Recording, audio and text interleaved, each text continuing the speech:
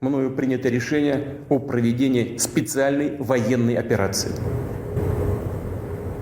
Ее цель – защита людей, которые на протяжении 8 лет подвергаются издевательствам En la и mañana геноциду de со стороны este киевского 24 de режима. febrero del 2022, en Ucrania, se cumplieron todas las advertencias que hemos escuchado durante semanas de que Rusia estaba a punto de atacar.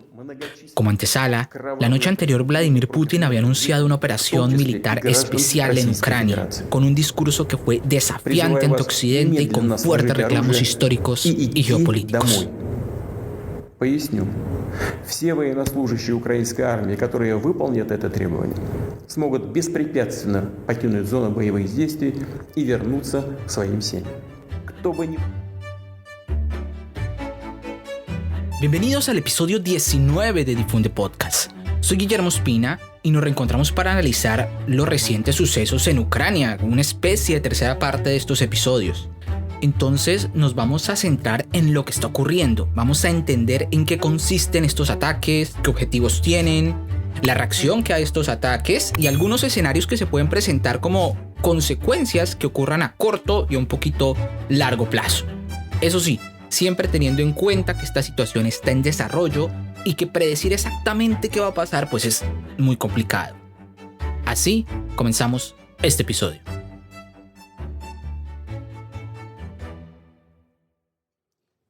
So, if indeed an operation is being prepared, I have only one thing to say from the bottom of my heart. President Putin, stop your troops from attacking the Ukraine. Give peace a chance. Too many people have already died. Thank you, Mr. President. I thank the Secretary General for his...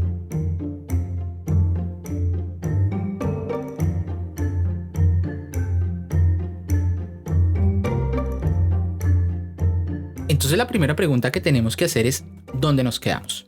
En las semanas anteriores, incluso meses anteriores, pues habíamos escuchado que Rusia venía acumulando una serie de tropas alrededor de la frontera ucraniana, que su número, digamos, desde marzo de 2021 había aumentado, que venían haciendo ejercicios militares, que venía movilizando tropas, que llamaba la atención cómo las imágenes satelitales revelaban que algo estaba ocurriendo.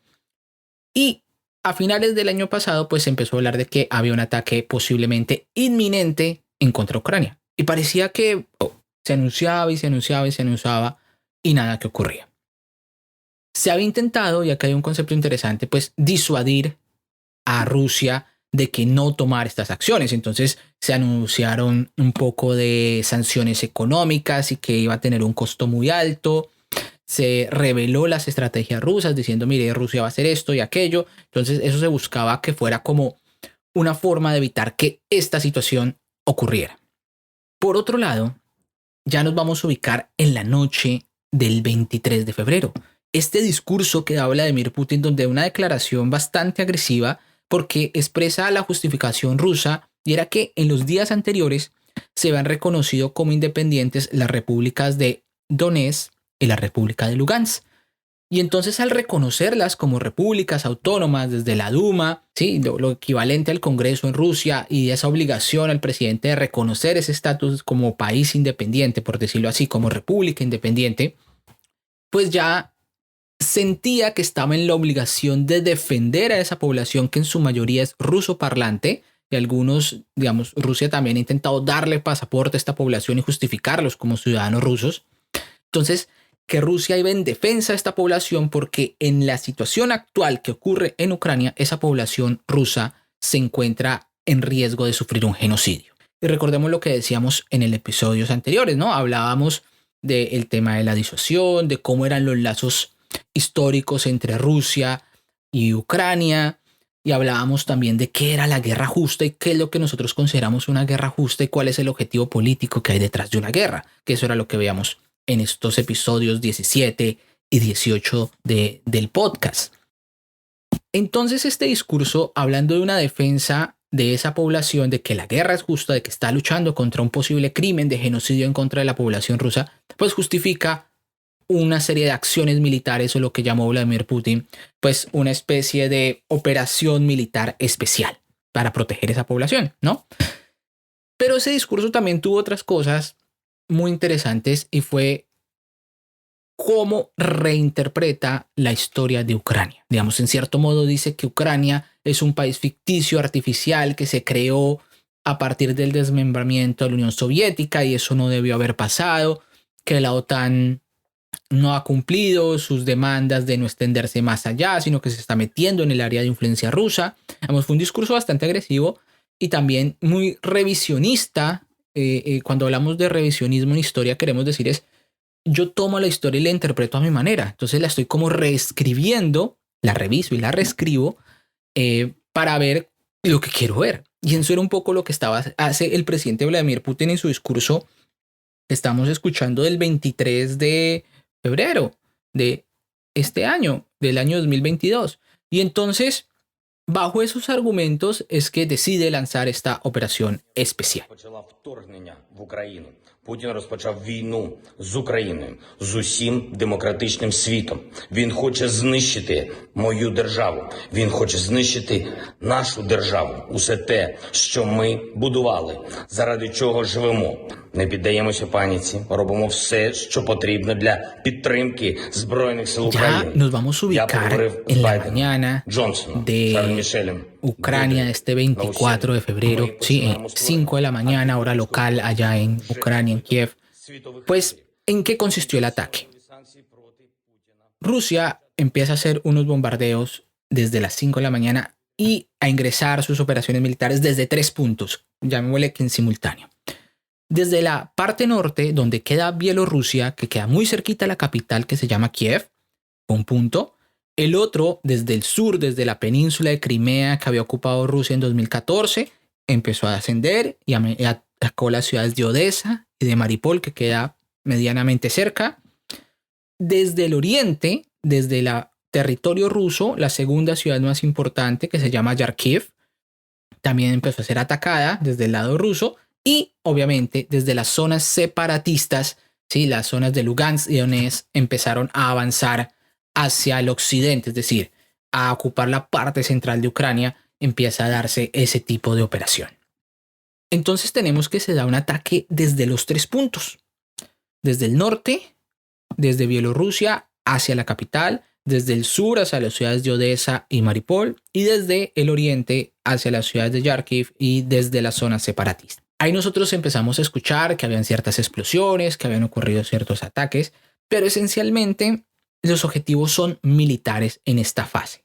Hay ataques a puestos fronterizos, hay ataques a los sistemas de defensa aérea y a los aeropuertos, que son los principales objetivos. Y eso tiene una razón de por qué hacer eso en esta primera etapa del conflicto, que es un poco lo que vamos a ahondar. ¿Por qué ese tipo de ataques? Pero ahora, ¿qué más está ocurriendo? Asociado y todo lo que hemos visto en esta etapa del conflicto ruso-ucraniano desde más o menos el 2014, pues se ha presentado lo que se llama una guerra híbrida.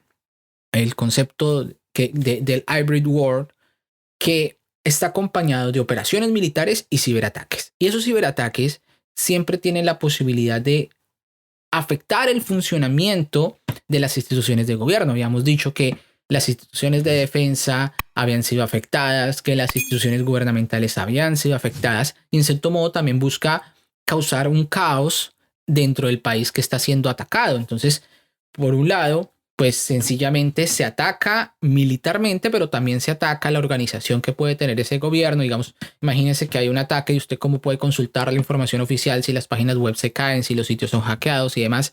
Entonces, en cierto modo, quiere ese ciberataque causar confusión y controlar sobre todo la información que puede estar disponible o la que ellos o lo que los ucranianos pueden tener disponible para su defensa. Entonces, es una estrategia bastante completa de esta guerra híbrida que mezcla tanto elementos físicos tradicionales del poder militar y el poder cibernético. Y eso era parte de lo que veíamos en los episodios anteriores. Entonces se da este ataque a gran escala, que es un poco Rusia poniendo todo o la gran mayoría de su pie de fuerza en esta operación.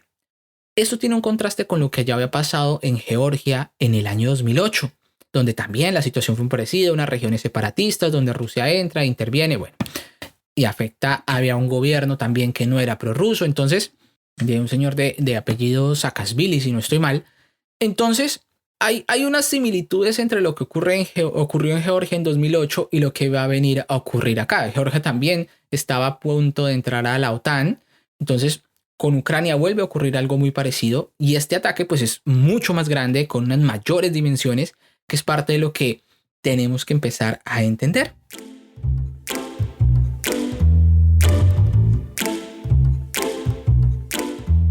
Entonces todo ese tipo de bombardeos y ataques que nosotros estamos viendo lo vamos a relacionar, pues bueno, ese uso de la fuerza excesivo con lo que se llama en términos militares la táctica y la estrategia. Es decir, la táctica, cómo lo vamos a hacer, y la estrategia, los objetivos que nosotros vamos a perseguir y el plan que tenemos para alcanzar esos objetivos, ¿no? Entonces la parte táctica que nosotros vemos acá es un uso de la fuerza total.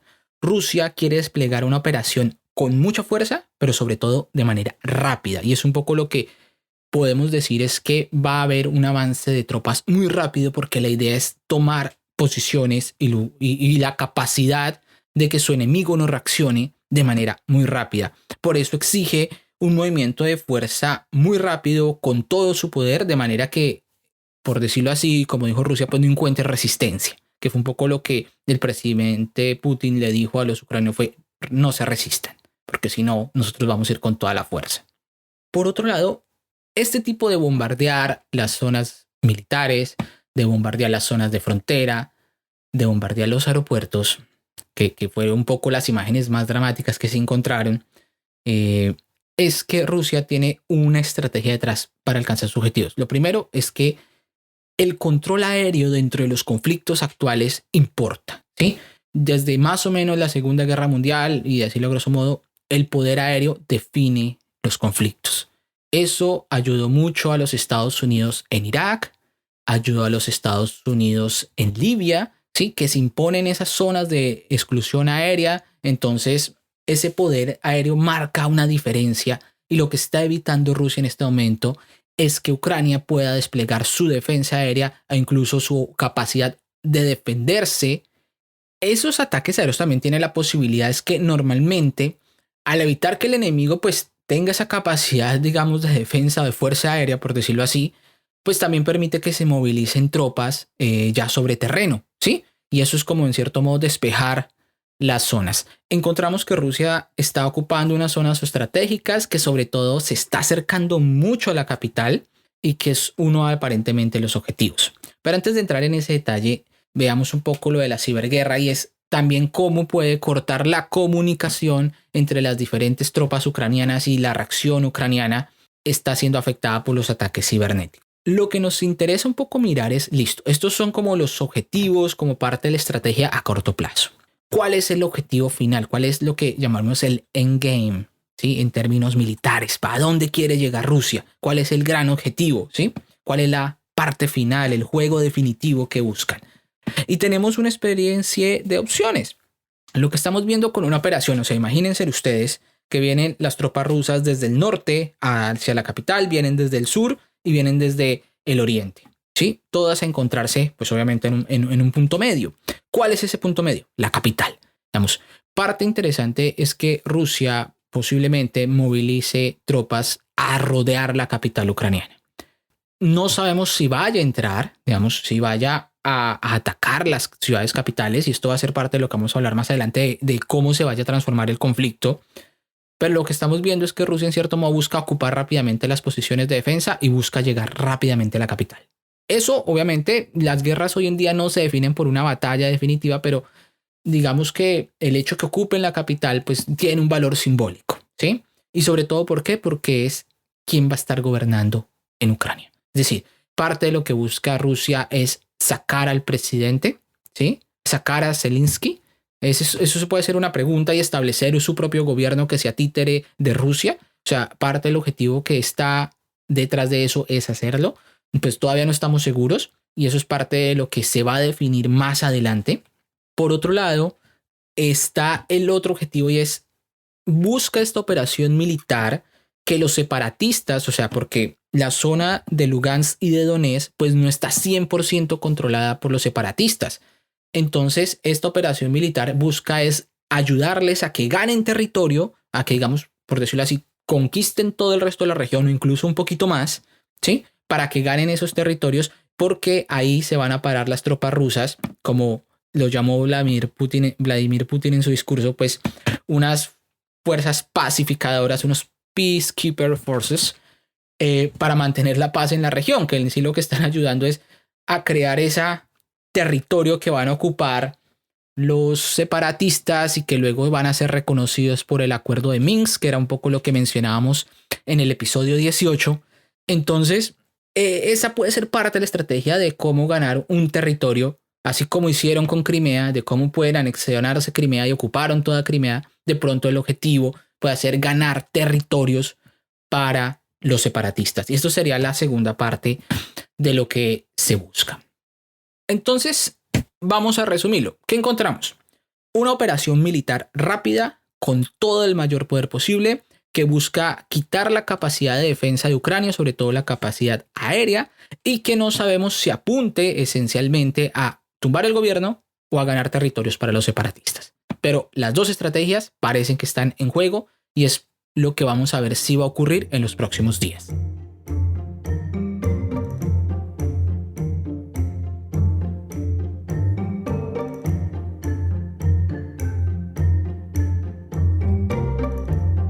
Y entonces ahora tenemos que irnos al otro lado de la moneda, ¿sí? A cómo ha sido la reacción de la comunidad internacional y bueno, ¿qué vamos a hacer? ¿Sí?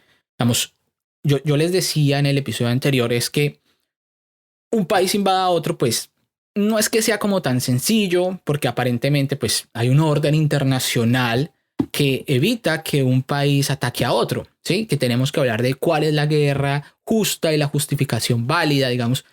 Decir que hay un genocidio en contra de ciudadanos rusos, pues parece ser una causa justa porque bajo esas mismas razones pues se movilizaron otras intervenciones militares. Sí, la defensa de la vida, la protección de los civiles que están afectados. Bueno, eso es parte del argumento.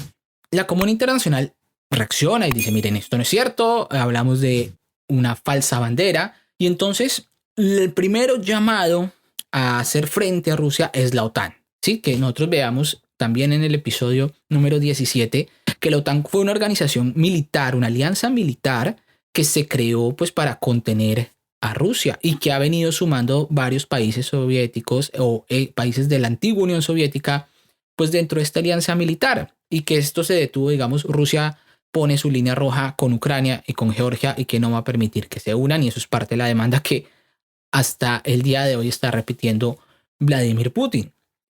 La OTAN reacciona de una manera muy clara y es vamos a armar nuestros países. Y acá hay unos países que pueden estar un poco preocupados, también países exsoviéticos que son los países bálticos, que es Lituania, Letonia, Estonia, ¿sí? Porque ellos están mucho más cerquita de Rusia, pero ellos sí son de la OTAN. Y acá hay algo importante. La OTAN como pacto militar, pues está obligado a que si atacan a uno, todos se defienden. Y lo que vamos a ver en las siguientes semanas es cómo se van a empezar a rearmar todos los países que están cerca a la frontera con Rusia, evitando precisamente que llegue a ocurrir un ataque a ese territorio y cómo las cosas se pueden salir a control, pero más adelante vamos a entrar un poco en esos escenarios. Esta reacción militar, digamos, ha sido una parte que hemos encontrado, que Rusia dice, tal vez no podemos hacer nada en Ucrania y les vamos a apoyar y les vamos a ayudar y les vamos a enviar armas y les mandamos toda nuestra energía y fuerza y fortaleza, que fue un poco lo que han dicho los líderes mundiales y que lamentan mucho lo que está pasando. Pero esencialmente la OTAN no va a intervenir porque no tiene obligaciones. Eso es un poco. Pero sí están muy alerta de lo que pueda pasar con sus otros países que sí son miembros y que están cerca de la órbita rusa. Y eso sí hay algo que llamar a hacer porque Rusia no sabemos si se pueda detener solo con Ucrania. Entonces aquí nos viene el paquete de sanciones. Digamos, las guerras tienen un costo y asumir los riesgos de una guerra, pues también hay que mirar qué es lo que ocurre. Y lo que se ha buscado para evitar y para castigar a Rusia por romper, digamos, la normativa internacional, pues en primer lugar, son una serie de sanciones económicas que se han vuelto como otra herramienta, aparte del poder militar, el poder económico y las sanciones económicas, pues son como los dos armas esenciales para presionar a los países.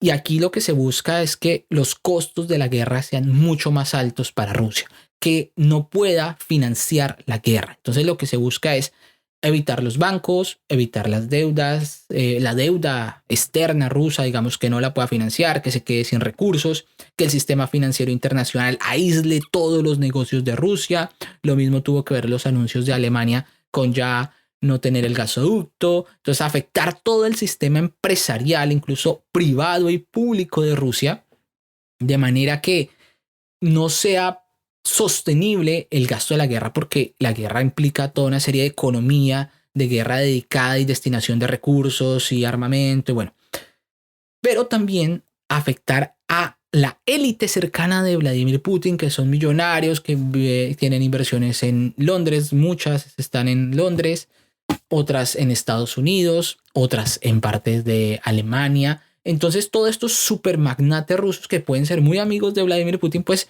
van a salir afectados por sus decisiones, sus negocios van a ser afectados.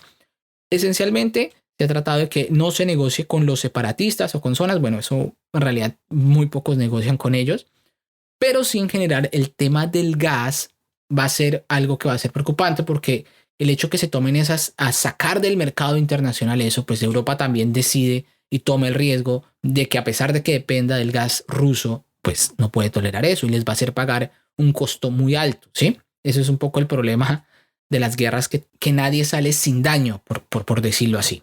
Pero también la guerra, aparte de esos costos económicos, tiene unos costos políticos. Y en la medida de que este conflicto se extienda, digamos que la efectividad de la operación rusa sea cada vez mayor, pues lo que se busca es que la pérdida de vidas humanas y las élites rusas se vean afectadas, digamos, por lo que está ocurriendo, y también la población rusa cómo esté viendo la situación, y que empecé a ocurrir un poco como lo de la guerra de Vietnam o de la guerra de Irak, de cómo ver los cuerpos de soldados, patriotas muriendo, jóvenes, pues puede afectar la opinión pública en el caso de Rusia. Y eso es un poco la intención, y es que tenga un costo muy alto para Rusia esta intervención. ¿Sí? Eso obliga a que Rusia sea mucho más efectiva y actúe mucho más rápido, pero la reacción que se busca es que tenga un costo alto, y cuando hablamos de un costo alto es de muertes, y que esas muertes se transformen en un costo político, que más o menos lo que se diga es que Rusia mandó a morir a nuestros soldados allá. ¿Para qué? Pues para nada. Es un poco lo que se quiere dar. Pero también se quiere evitar que Rusia lleve a cabo la guerra. Ya hablamos un poco de las sanciones militares. Acá hay un nuevo aspecto de las sanciones, y Japón y los países de Corea, esa zona asiática, están alineándose con los Estados Unidos para evitar el envío de chips y de material tecnológico a Rusia. Es decir, Rusia va a dejar de tener acceso a todas esas tecnologías con las cuales Rusia también ha desarrollado sus drones, sus misiles, sus nuevos equipos, en los cuales en otros escenarios ya los ha venido probando, sobre todo en Siria. Entonces, acá hay algo muy interesante, y es que el contexto anterior le había permitido a Rusia probar mucho de su armamento. Rusia probó mucho armamento en Siria, en Libia, ¿sí? Digamos, había como una preparación para el conflicto, y la tecnología que Rusia estaba desarrollando pues es destacada y es importante, y ahora está entrando la tecnología como nueva forma de tratar o de hacer más difícil que el conflicto se desarrolle. Entonces esas son como las 3 etapas de las sanciones que se pueden estar dando en contra de Rusia. Obviamente, acá no estoy dejando de lado lo que puede hacer Ucrania, y es la reacción ucraniana, y aquí vamos a hablar como de esos tiempos de la guerra, porque la guerra, como yo les decía, tiene unos objetivos políticos, pero depende entre la operación militar y alcanzar los objetivos políticos, que tan pronto yo la alcanzo. Por eso yo les decía que la operación a full escala, de tratar de llegar rápido, tomar posiciones y controlar todo y listo, ya gané lo más pronto posible. Piénselo un poco así.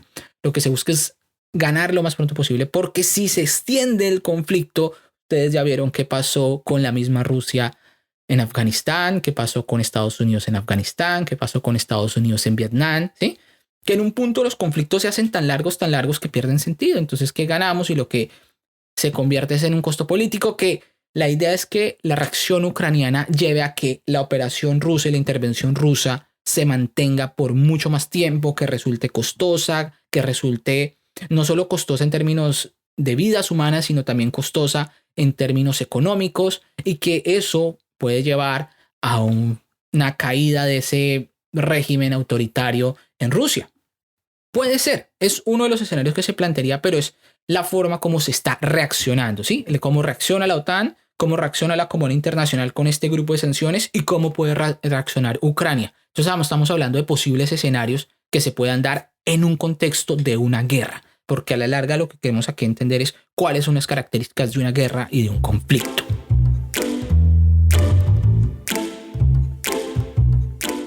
Bueno, y esto último que decimos nos lleva a esa parte final que queremos tocar, porque es difícil predecir y decir a ciencia cierta qué va a ocurrir. O sea, las guerras son dinámicas y las guerras van cambiando acorde a las estrategias que tiene un actor y cómo reacciona el otro actor, y ese actor cómo vuelve y reacciona a las acciones del anterior. Digamos, ese juego de acción-reacción constantemente pues va a modificar un poco los conflictos, y bajo esa manera se pueden plantear, digamos, algunos escenarios de lo que vaya a ocurrir, digamos, como un margen de opciones extremas y como unas opciones que se cuadren ahí en la mitad, pasando por todos los matices. Y eso es un poco el ejercicio que podríamos hacer. El primero de ellos y de las opciones es un triunfo ruso. Un triunfo rápido, certero, en cuestión de días se toma en Ucrania. ¿Qué resultado nos deja eso? Una Rusia fuerte en el escenario internacional.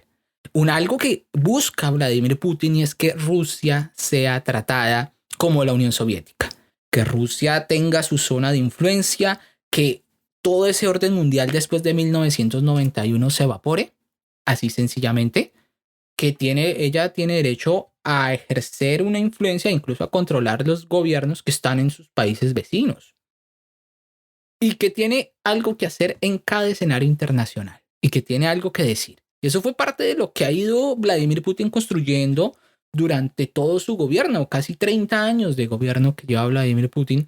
Entonces, eso lo ha venido construyendo. Esa grandeza rusa se ha relacionado con la imagen de Vladimir Putin. Entonces, ese es un actor fuerte, ese es el mejor escenario que puede tener Rusia, que se puede traducir en ¿qué? En la ocupación de Ucrania, controlar el nuevo gobierno ucraniano. En el peor de los escenarios, reclamar estos territorios separatistas, que era un poco lo que decíamos en las secciones anteriores.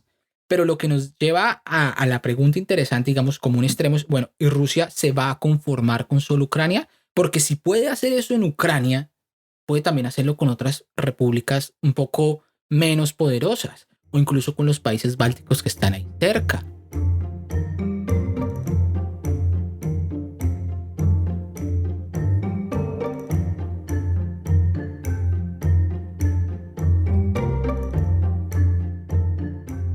Por supuesto, una parte importante que hay acá es que hay un contexto clave que favorece estas acciones de Rusia.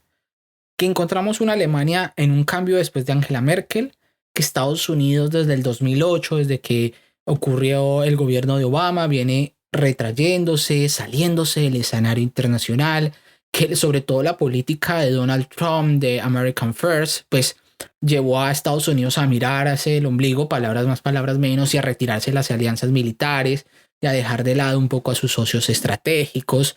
Sí, porque recordemos que cuando Biden llega al gobierno, lo primero que dice es Estados Unidos ha vuelto, America is back. Entonces, esos años de Estados Unidos dejar de ser o incluso renunciar a su papel como la gran potencia mundial y de en cierto modo animar la participación de otros países en un mundo multipolar, pues también es un contexto que ha beneficiado a Rusia, que su papel dentro del Consejo de Seguridad como un país que puede vetar las decisiones, es decir, recordemos que el Consejo de Seguridad de las Naciones Unidas es como el organismo más importante que toma las decisiones y que dice, por ejemplo, cuándo se puede intervenir y demás. Pero ahí tenemos 5 países que pueden vetar cualquier decisión. Y eso, por ejemplo, explica por qué nadie intervino en Siria, porque ni China ni Rusia aceptaron las decisiones. Y Rusia pues no va a aprobar una resolución del Consejo de Seguridad que los afecte a ellos y que los condene, ¿sí? Eso tiene que ver con parte de la reforma de cómo funcionan las Naciones Unidas y porque en cierto modo pues queda como un saludo a la bandera hablar en estos momentos de que la Carta de las Naciones Unidas prohíbe la agresión y demás, porque eso no va a pasar. Sí, es decir, el Consejo de Seguridad como el principal órgano que podría condenar las acciones de Rusia, pues no va a funcionar porque Rusia misma es un país que tiene la capacidad de veto y todas las decisiones pues las va a vetar por obvias razones. Entonces llega un nuevo actor ahí y otro que apoya mucho las decisiones rusas, que China. Y China puede ser que tenga la capacidad de soportar el sistema financiero ruso. Es parte de lo que dicen, y ojo con esto, China ha venido con la pandemia subiendo. Sabemos que China va a ser la gran potencia económica, que su famoso proyecto de la Franja y la Ruta, que es su nueva ruta de la seda, que va a conectar muchas economías alrededor de China, que incluso va a conectar Europa, ya llegó hasta América Latina, con Argentina. Entonces, aparentemente China tiene todo ese poder económico para llegar y respaldar a Rusia si la sacan de todos los mercados financieros. Es decir, si a Rusia se le prohíbe usar el dólar, se le prohíbe las transacciones comerciales con los bancos rusos, ¿sí? Si se saca de los sistemas de bolsas de valores, pues sencillo, dice Rusia, yo me voy para China y hago negocio con los chinos.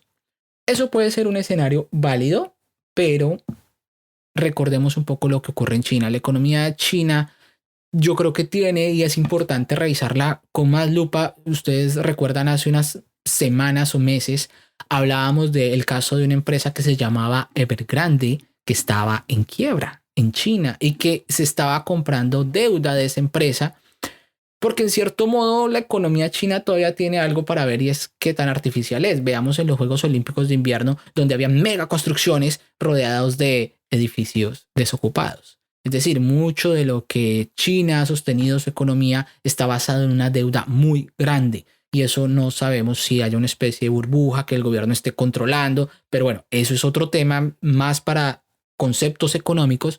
Pero lo que podemos decir es que esa alianza geopolítica entre China y Rusia, pues China no puede ser necesariamente ya por default el que va a salvar la economía rusa de las sanciones. Porque no es como tan sencillo soportar eso. Porque hay más matices y más complejo el problema que lo que nosotros creemos. Pero bueno, ese es el escenario 1. Entonces hay un triunfo ruso donde se posiciona nuevamente como una potencia muy parecida a la Unión Soviética y donde todo el mundo lo va a tomar en serio. Que Rusia pueda repetir esto en otros lados va a ser una preocupación muy grande, ¿sí? Y que el contexto ha beneficiado a Rusia para que pueda hacer esto. El otro escenario que podemos encontrar es el desastre ruso, que es el escenario que estaban promoviendo desde Occidente. Y es que cuando Rusia se convierte en un país invasor y en un país, en una fuerza de ocupación, pues, ¿cuál es la mejor forma de enfrentar un ejército más débil con un ejército más poderoso? Pues la insurgencia, es decir, las técnicas de guerrillas. Y esas técnicas de guerrilla, pues nos han enseñado que pueden derrotar ejércitos muy poderosos, porque ya le pasó a los rusos en Afganistán antes de 1990. Y también le pasó a los Estados Unidos muy recientemente, también en Afganistán. También le pasó algo muy parecido en Irak, le pasó por allá en Vietnam. Entonces, es posible que un ejército poderoso pierda una guerra, aunque sobre el papel se crea que no. Esto tiene que ver un poco con la estrategia que puede llegar a asumir Ucrania, y es hacer este conflicto más costoso a través de una guerra de guerrillas. Pero para eso tiene que ser muy importante la guerra urbana, es decir, tiene que llevar a los rusos a las ciudades, porque es que en las ciudades es mucho más difícil combatir las guerrillas, ¿sí? Porque es más difícil estar puerta por puerta, casa por casa, cuadra por cuadra, haciendo unos combates. ¿Eso puede tener un costo muy alto? Claro que sí, va a afectar muchas vidas.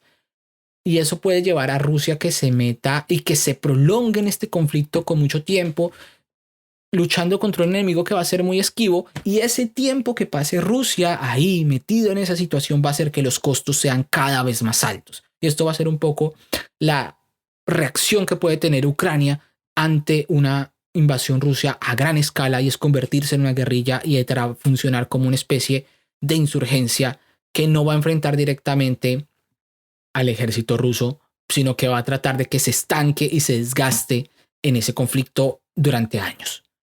Estos dos escenarios nos llevan a algo muy brevemente, y es unos escenarios locales, regionales, y a un escenario global. Ese escenario global ya le hemos contado que es una Rusia mucho más agresiva, que se sienta que incluso puede llegar a atacar a un país que ahora es miembro de la OTAN, pero que considera que está en su zona de influencia. Y lo hace basado en su poder nuclear, porque recordemos que Rusia todavía tiene bombas nucleares y que no es tan fácil entrar en un conflicto contra Rusia, porque Rusia puede, en cierto modo, sobornar al mundo con una guerra nuclear, porque Rusia tiene esa capacidad. Y entonces lo que nosotros hablamos en la Guerra Fría, de que porque Estados Unidos y Rusia no se enfrentaran, pues era porque ambos son potencias nucleares y la destrucción mutua estaba asegurada. Pues Rusia todavía puede jugar esa carta. Y eso es algo que Vladimir Putin también tiene muy claro y que está detrás de toda esa, de esos movimientos tan agresivos, de su visión geopolítica de que Rusia porque debe ser una gran potencia. Y se juega la carta muy bien, porque aparentemente sobre el papel, cuando dos potencias son nucleares, pues van a ser muy responsables y van a decir no vamos a entendernos, pero también puede aprovecharse para tener ciertas ganancias ese chantaje alrededor del poder nuclear que tenga. Eso nos dice es que el orden mundial que había, pues ya no va a ser el mismo. Ya esa hegemonía estadounidense ya está en duda desde hace mucho rato, pero Rusia se va a posicionar a cambiar ese orden mundial que se impuso a partir de 1990. Ahora nos vamos a ese escenario regional y es cómo este conflicto se puede salir de control. Entonces hablábamos de que Ucrania perfectamente puede tener unas insurgencias y puede tener unas guerrillas que incluso no necesariamente estén en territorio ucraniano. De pronto, desde Polonia, que es el país ahí vecino, puede hacer que las guerrillas encuentren refugio y que ataquen desde Polonia. Digamos, en el escenario que uno encuentra las guerrillas, por ejemplo, en el caso colombiano, que vemos que las guerrillas y los grupos criminales de Colombia se refugian en Venezuela y atacan desde Venezuela o llegan desde territorio venezolano y se devuelven otra vez. Eso puede ocurrir en Ucrania. Es decir, pensémoslo así rápidamente, desde la frontera con Polonia, ir y volver, ir a atacar. Y en ese caso Rusia podría estar muy tentado a atacar a un país como Polonia, que ese sí es miembro de la OTAN, lo cual llevaría a un escalamiento del conflicto y a un mayor involucramiento de Europa, haciendo que la violencia se desate. Digamos, ese tal vez sería el escenario más terrible que nosotros podamos ocurrir, pero que entra dentro de las posibilidades que hay dentro de los análisis que nosotros podemos hacer.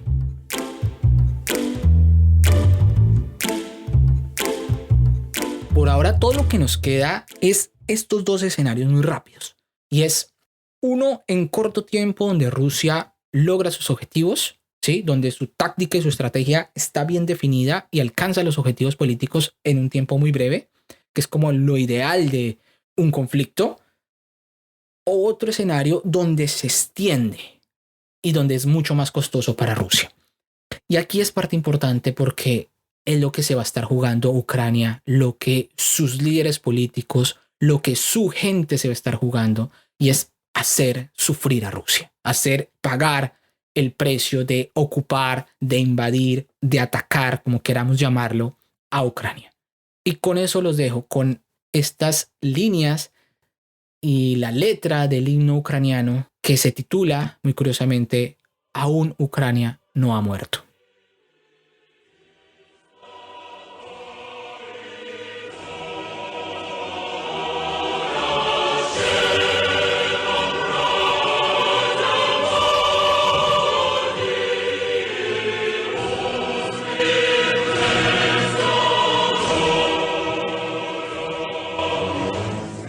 Antes de finalizar este episodio, quiero contarles a los oyentes que nos escuchan en Spotify que gracias a las nuevas opciones que tiene la aplicación pueden interactuar con Difunde Podcast. Pueden hacerlo en las encuestas y en la sección de preguntas.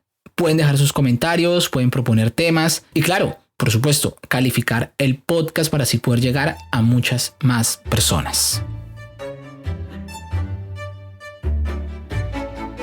Recuerden que pueden dejar sus comentarios y sugerencias en las redes sociales. Lo encuentran como Difunde Podcast en Facebook, en Twitter y en Instagram. Y si te gusta el podcast, pues te invito a recomendarlo, a compartir este episodio. Difunde Podcast está en todas las plataformas disponibles. Esto ha sido todo por hoy. Les habló Guillermo Espina y recuerda que si te gusta, difunde.